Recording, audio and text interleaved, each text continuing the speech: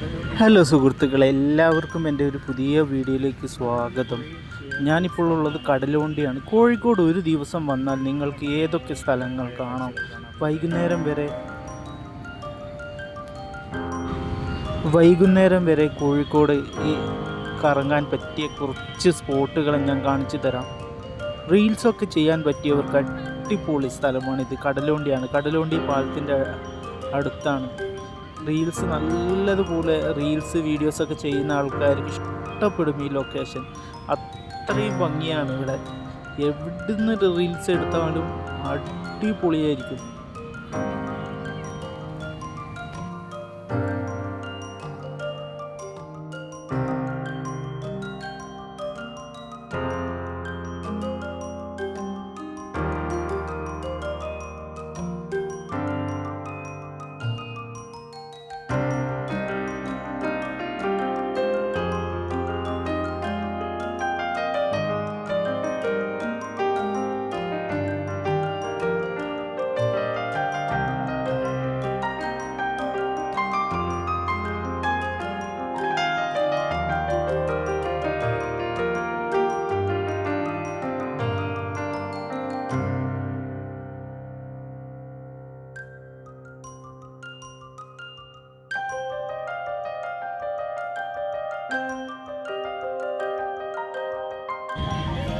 ഇവിടുന്ന് റീൽസും വീഡിയോസൊക്കെ എടുത്താൽ പൊളിക്കും. കിടുക്കാച്ചി സ്ഥലമാണ്.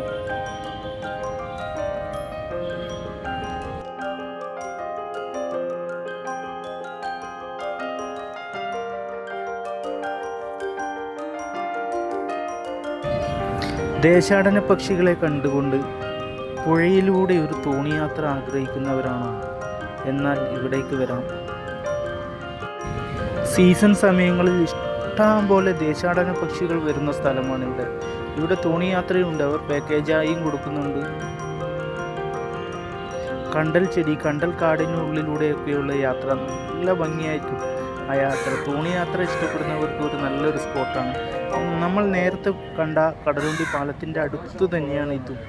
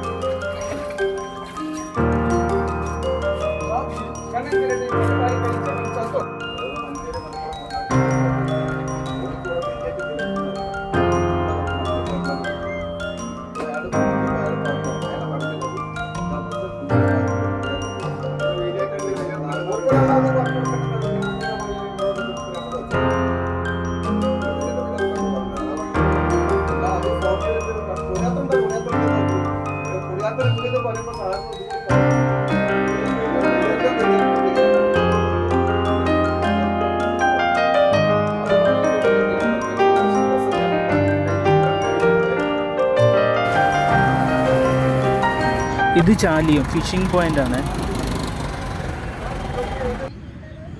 തോണിക്കാർ മത്സ്യബന്ധനത്തിന് നടത്തുന്ന സ്ഥലമാണ് ഇതിൻ്റെ അടുത്ത്. ഇത് നല്ല ടൂറിസ്റ്റ് സ്പോട്ടാണ്. പക്ഷേ വൈകുന്നേരങ്ങളിലാണ് ഇവിടെ വൈബ്. വൈകുന്നേരങ്ങളിൽ വരുന്നുണ്ടെങ്കിൽ നിങ്ങൾക്ക് മാക്സിമം എൻജോയ് ചെയ്യാം ഈ സ്ഥലം.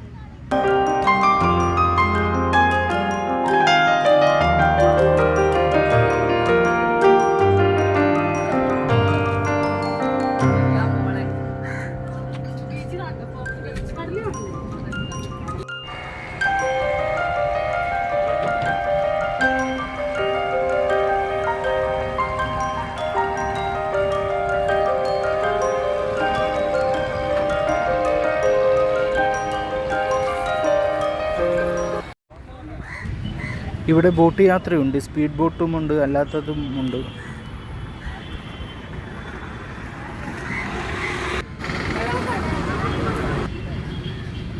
ജങ്കാറിൽ യാത്ര ചെയ്യാൻ 5 രൂപയാണ് ചാർജ്. വാഹനമുണ്ടെങ്കിൽ അതിന് എക്സ്ട്രാ ചാർജാണ്. ഈ ജങ്കാർ കടന്നാൽ നമുക്ക് ബേപ്പൂർ സുൽത്താൻ്റെ നാട്ടിലെത്താം, മാമുക്കോയുടെ നാട്ടിലെത്താം. പിന്നെ അവിടുന്ന് കുറച്ച് സഞ്ചരിച്ചാൽ കോഴിക്കോട് ടൗണിലെത്താം. ഈ ജങ്കാർ യാത്രയും ഒരു പ്രത്യേക വൈബാണ്.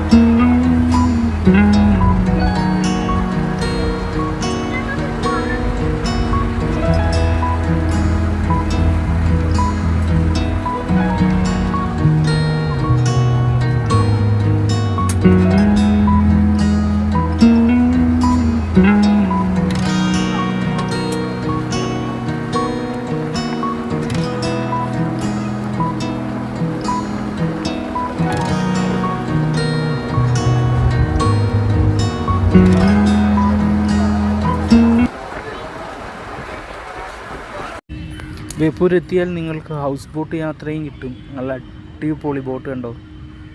ഇവിടെ നല്ല അടിപൊളി ടൂറിസ്റ്റ് സ്പോട്ടാണ്. ഏറ്റവും തിരക്കുള്ള സ്ഥലം.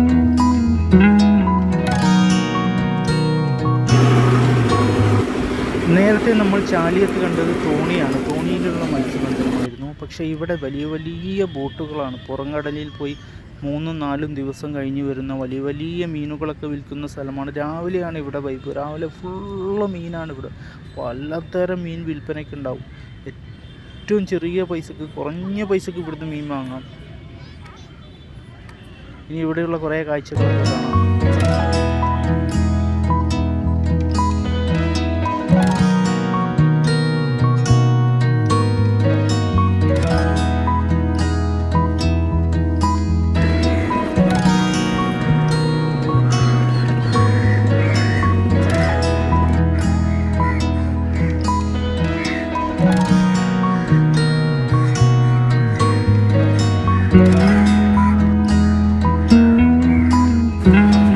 അങ്ങനെ ഞാൻ കോഴിക്കോട് ബീച്ചിലെത്തി. ഇവിടെ ഉപ്പിലിട്ടതും കല്ലുമ്മക്കായും അങ്ങനെ പലതരം സ്നാക്സ്,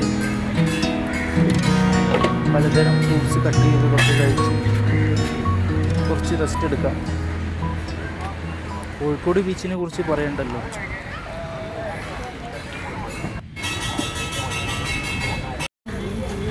അത് കഴിഞ്ഞ് മാനാഞ്ചിറ സ്ക്വയറിൽ വരാം. സ്ക്വയറിലെ കാഴ്ചകളൊക്കെ കാണാം.